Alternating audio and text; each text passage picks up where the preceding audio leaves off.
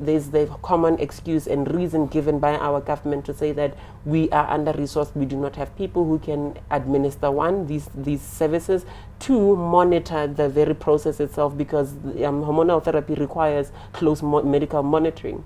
And as such, many people who then, particularly coming from the rural areas, find themselves in limbo, where you might then have sat down with this person who can validate that you are trans, but then to accessing then this hormonal therapy, there isn't necessarily an easy access to those.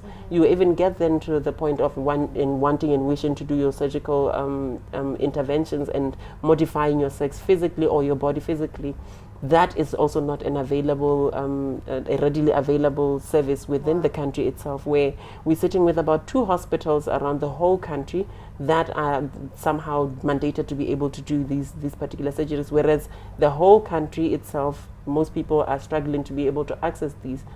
That coupled with the fact that then there is a long, almost 25 years long waiting list. 25 years for just one person. What makes these hospitals qualified to do these surgeries? Do you know?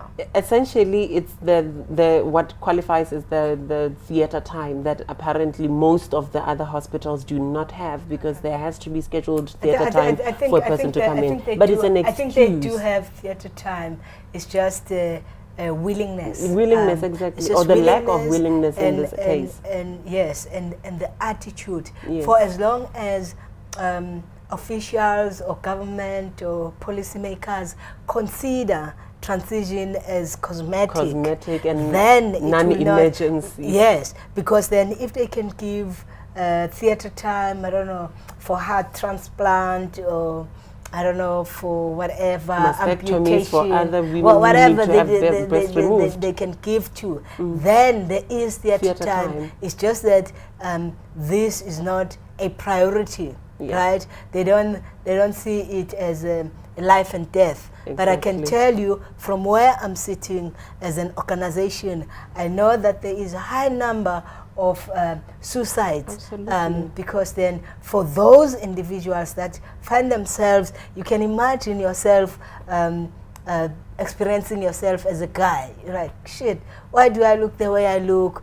You constantly have these breasts to remind you of something that you're not, and you wish them to be gone. People mistaken you for a girl, and you keep saying, I'm not. You know, eventually that causes so much distress in you, and many, especially youth, transgender youth, they resort to suicide, and these are the things that can easily be avoided.